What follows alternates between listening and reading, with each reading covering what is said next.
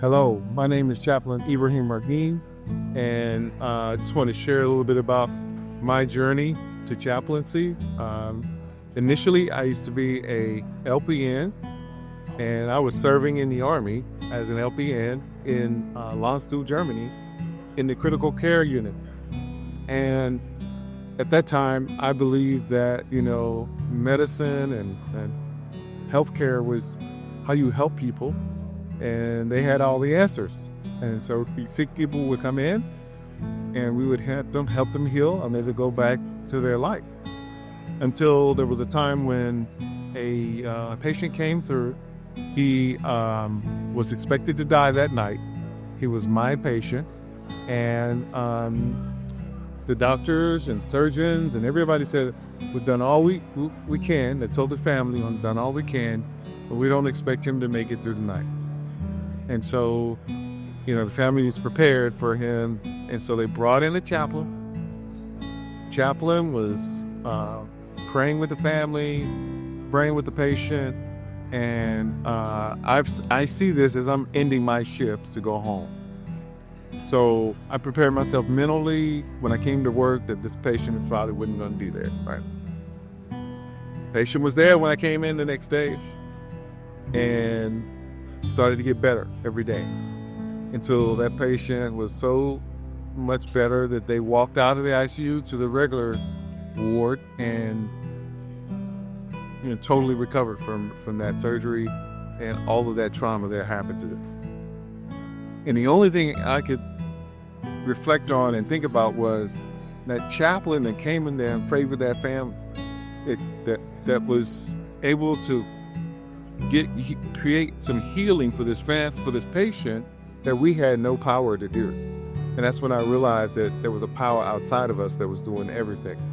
And so that's the beginning of me beginning my journey to start thinking about things outside of healthcare.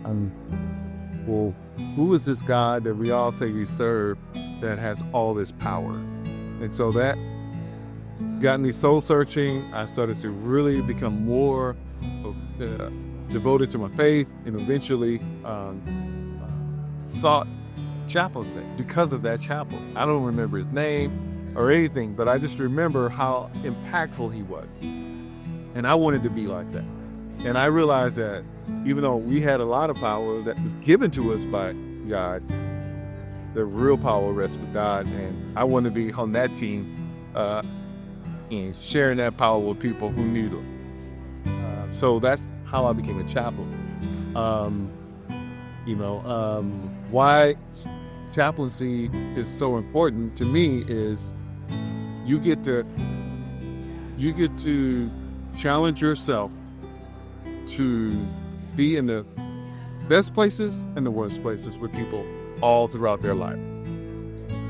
Case in point, I was a part of a baby being born. I've also been a part of baby casting away. I've been a part of marriages. I've been a part of people deciding that they're not going to stay with me. And I've been a part of funerals and memorial ceremonies as well. And so you see the full spectrum of life, and you draw from your beliefs and or things that you learned in seminary. Everything that's in the toolkit, you have to use it because you need people. You need those skills to help the people in these very challenging places throughout their life. So chaplaincy is more challenging than working with your own congregation because you don't know what this person's background is going to be. You don't know, how you're going to need to help them, but yet you're going to draw from those skills you learn in your theology training to help them. And you're going to be challenged because it's not going to be easy. But that makes the work more fulfilling.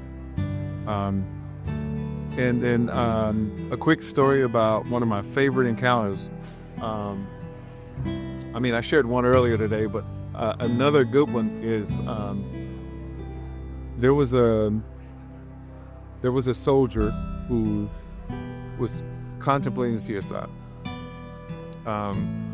He told no one. But I got a call at 2 a.m. from a soldier who knew the soldier, saying that because this person was ready to take their own life. Can you come and talk to her? And so I had to get up out of my bed and travel maybe 30, 45 minutes to the soldier and sit down with her. And I didn't know if I was going to be successful. I didn't know what was going to happen. I was scared. I was scared for that family. I was scared for myself. And I didn't know what was going to happen. But come to find out, he told me that people always say they care. People always say they're here for me. Or I'm going to see. If this chaplain shows up, I'm going to change my mind. If this chaplain doesn't show up, I'm going to go through with this. Now, I didn't know that. Nobody else knew that. But he told me that. He said, Chaplain, I'm so glad you came, because I lost faith in people saying they care. And we had a talk. We kind of discussed what was going on with him.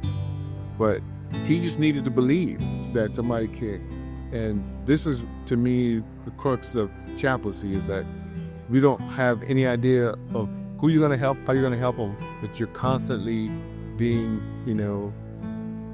called upon in your weakest moments at times to be your best. So anyone who really wants to challenge themselves, chaplaincy is due. My name is Chaplain Colonel Ibraheem Raheem, and this is my quick Army story.